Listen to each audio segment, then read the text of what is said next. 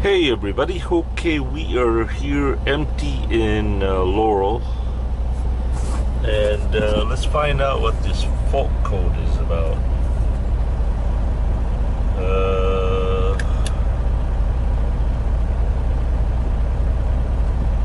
How do I do that? No?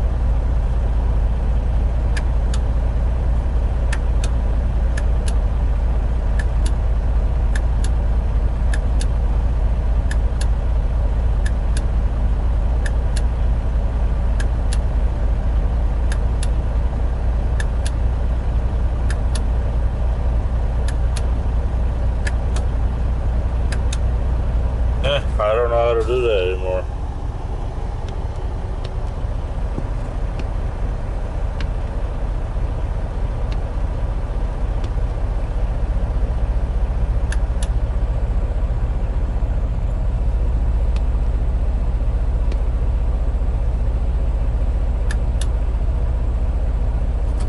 Okay, that's one.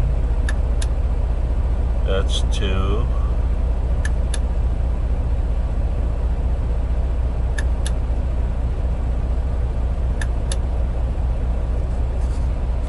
So press plus key to clear dash.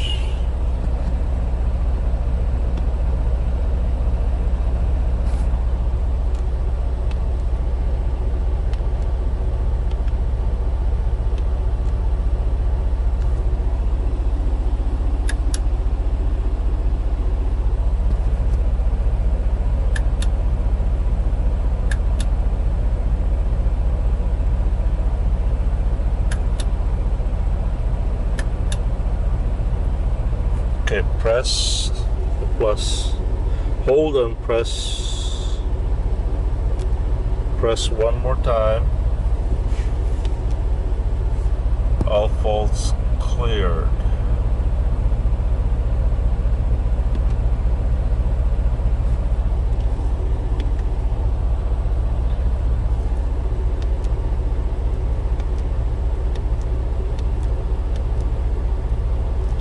So why won't that go away? I don't know. Hey everybody, guess who's here? Sky is here. Look at that. Hey Sky, how you doing?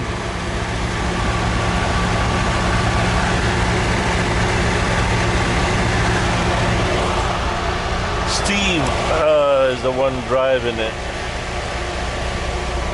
Well, as much as I would love to stay and chat with Steve and Sky, boy, I gotta go. And you gotta go. There's no way about it. No discussions. Get this. Steve comes over here. I guess that's Steve. That's not his regular truck. I don't know what Steve drives, but he's temporarily driving that while his truck is in the shop.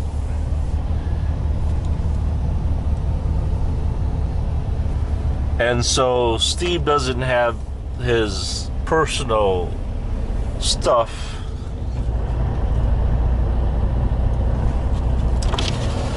Hold on, is he waving me goodbye?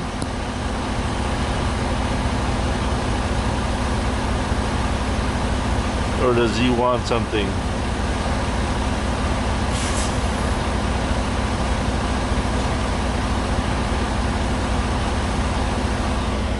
I better go double check.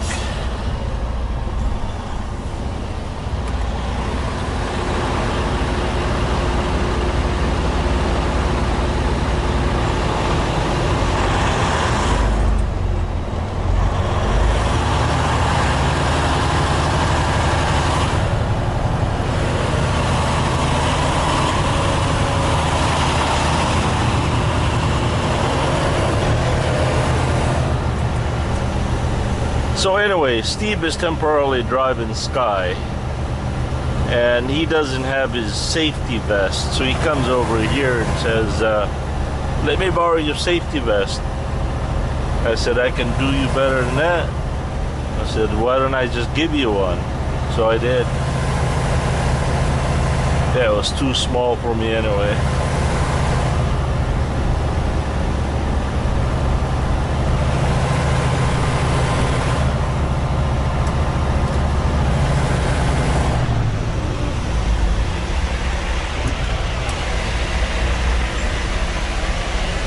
Are you good?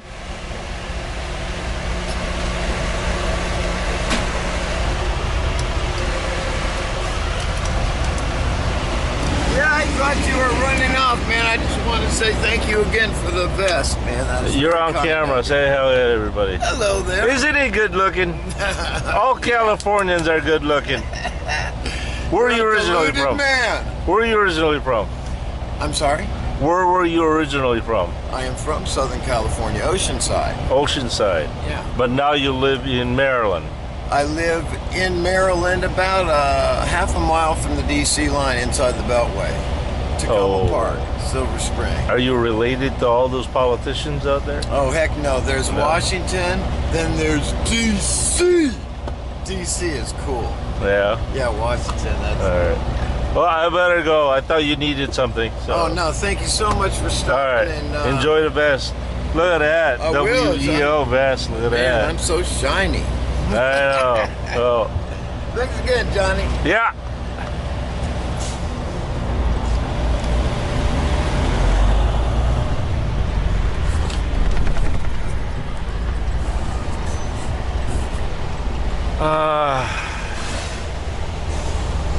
Yeah, Steve's kind of weird.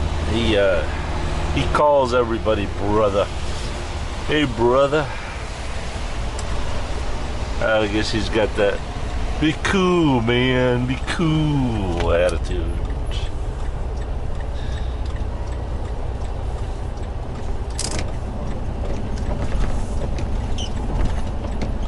Alright, so from here, I thought I was gonna go ahead to go to the yard.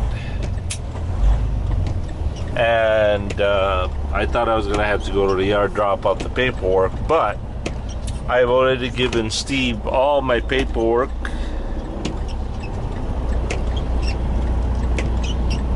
And so now I gotta drive all the way to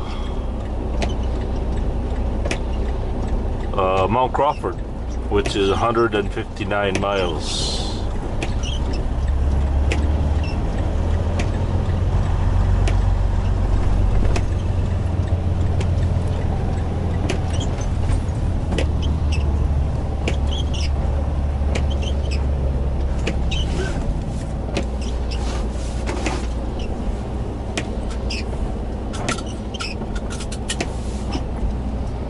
Thomas wants me to go that way. Obviously, we're not gonna be able to go that way.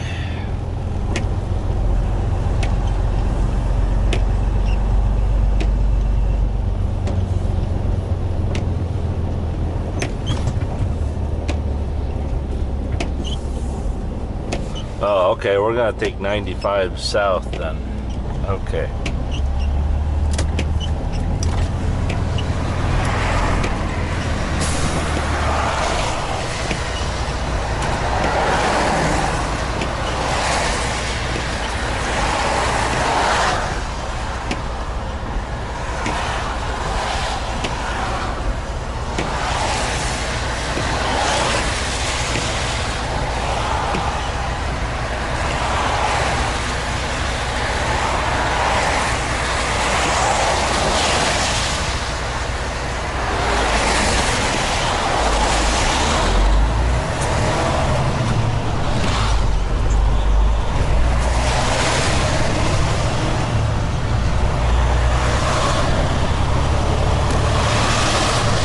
Hey, Doug Thompson, finally read all your letter, and I will have to address some of those when the weather is a little bit cooperative. All right, you asked about the KW or the T680. I really do like the T680. I think that it is just a... Did you know that they spent $450 million in developing that truck.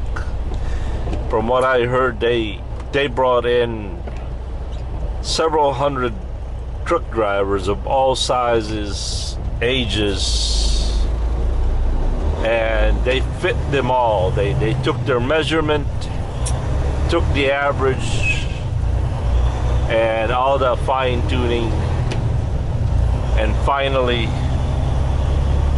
everything is just right. It can be for a tall person, could be for a short person.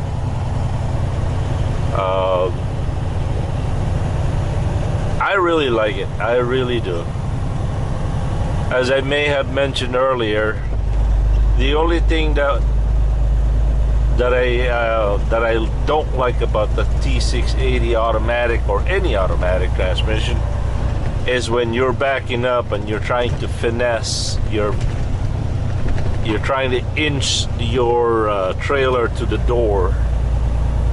And see, automatic transmission in trucks, it's not like a car where you let go of the brakes and it will roll.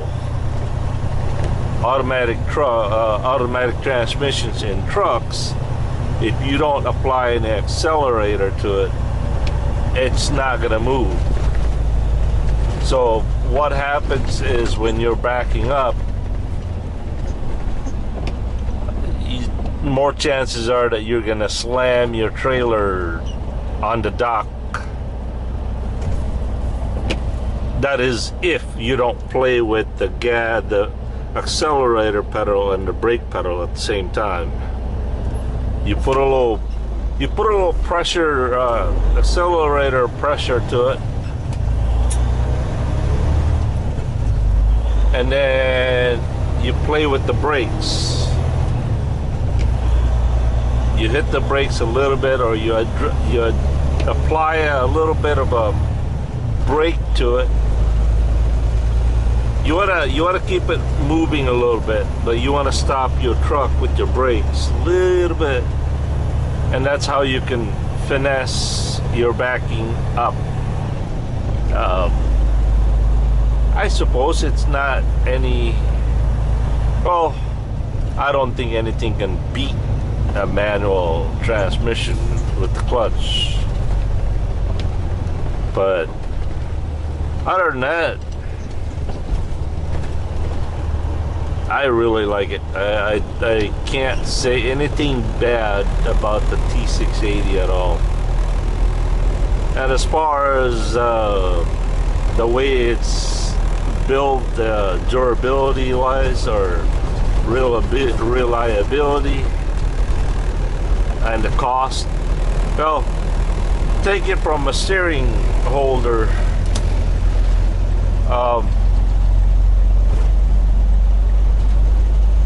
I just like it. I really like it. I can't attest to the cost or, you know, the mechanics of it, because I'm not an owner operator, or nor I'm a mechanic. But from a steering wheel holder point of view, I can't say anything bad about the T680 at all. I really can't.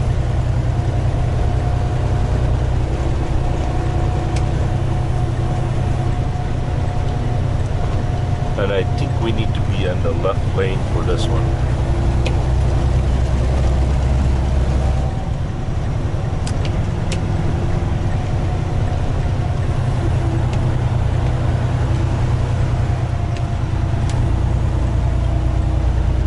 They do see the left turn signal.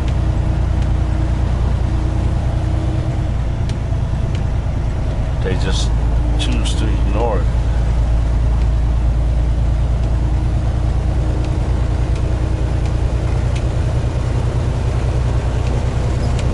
I will have to reread your letter and specifically try to answer your questions. And as far as the APU is concerned, it just stands for Auxiliary Power Unit. All of this is a glorified generator. that supplies electricity to your batteries. In some cases, they'll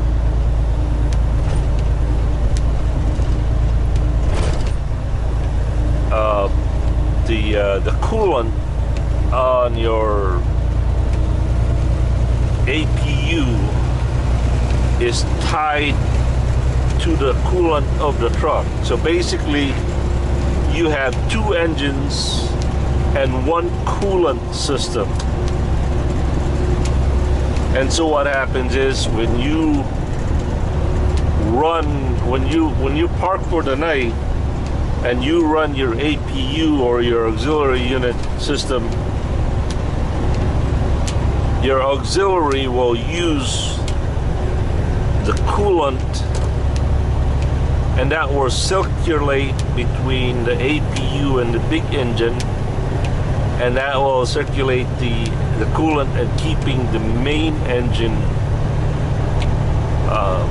warm or above freezing, you know. That way when you start it in cold weather, it's kind of like an engine block heater. I would imagine that you can do both, but with Baby Blue, for some reason, the APU has its own radiator. The radiator of the truck and the APU on this truck is not tied together. So in the wintertime, if I was to park the truck somewhere or overnight and I was to run the APU, the only function that APU will do is supply electricity to the batteries. That's it. It doesn't give any heat. It doesn't keep the engine warm on this particular truck. Now on this particular truck, in the summertime, if the unit was working, there are two things that APU will do for the truck. First, and the most important aspect of it is to supply air conditioning to the cab of the truck while the truck is parked and the engine is turned off. That's the primary function of an APU. And also, again, to supply electricity to the batteries and keep the batteries fully charged.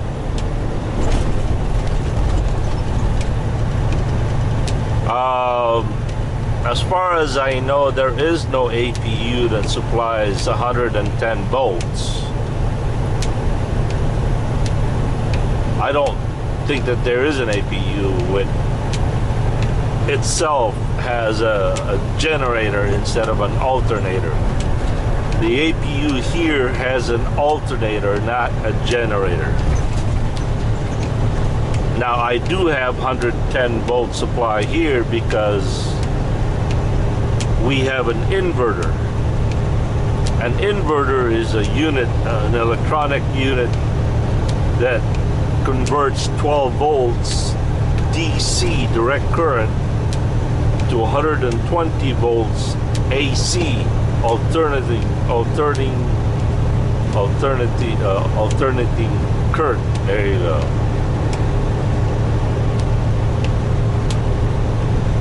What else is there? Boy. Oh, okay. If you want to know how the truck gets heat in the wintertime, there are two ways. One, and for most common, is most truck drivers will idle their truck all night long to produce the heat. in a cab. But if a truck has you know,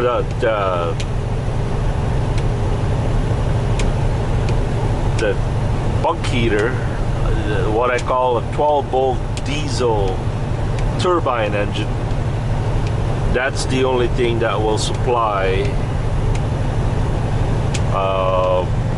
the heat all night long.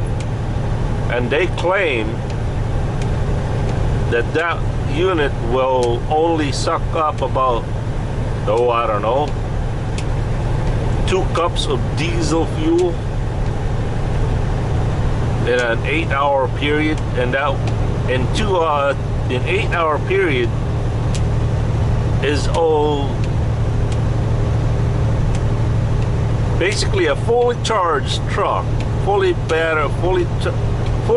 charged batteries on a truck. Let's just say I run all day long, I park. Now I have a fully charged battery, 4 batteries in the truck, right? Fully charged. Now if I was to run that bunk heater, these batteries are good for 8 hours for the bunk heater. Then you'll have to recharge the batteries again, because when you run that diesel turbine engine, that actually sucks up electricity from the battery.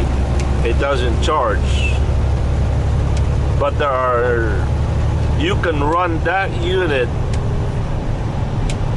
and the APU at the same time, and what the APU will do is it will trickle charge the batteries for the truck while the bunk heater is using the battery electricity.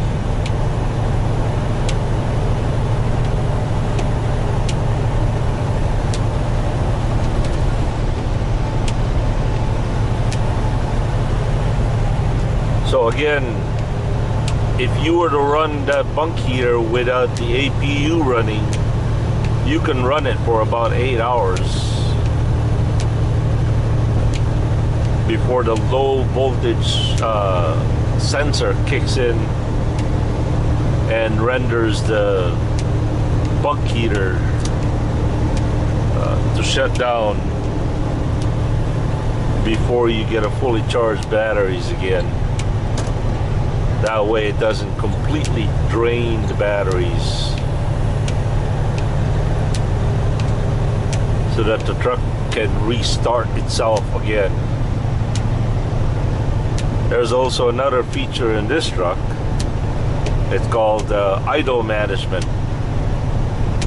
But again, that doesn't work either.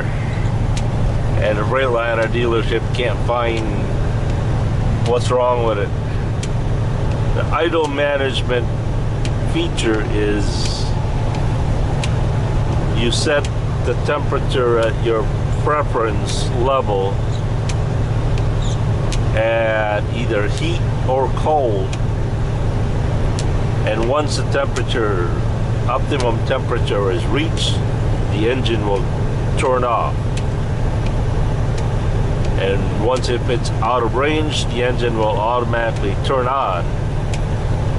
So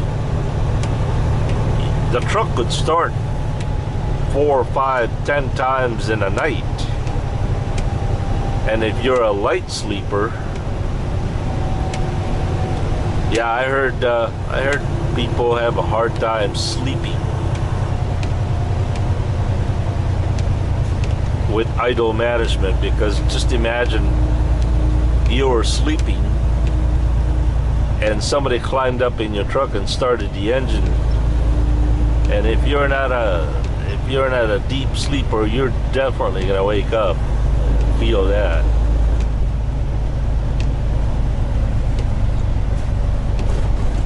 Alright, looks like the scale here is closed on 495.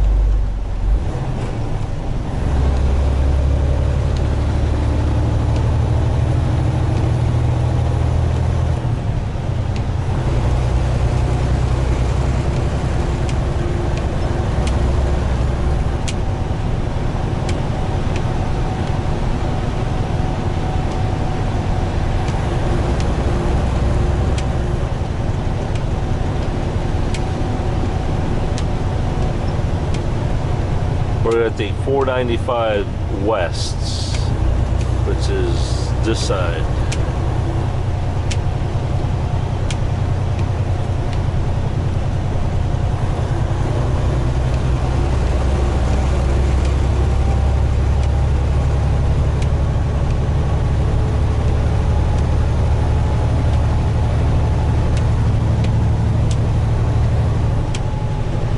Alright, Doug, as I said, I'll have to reread your comments and see if I missed something. Not exactly sure how to explain the airbags or which airbag you're referring to, either the trailer airbags or the truck airbags, or and I think one of the things that you wanted to ask was if they're individually filled, and the answer is yes.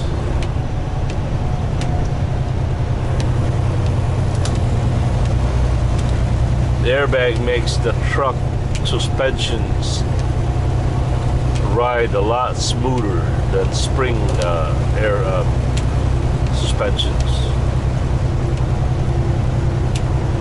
Alright, I'll catch you guys later. As always, Doug, thank you so much for watching. Thank you for your kind generosity.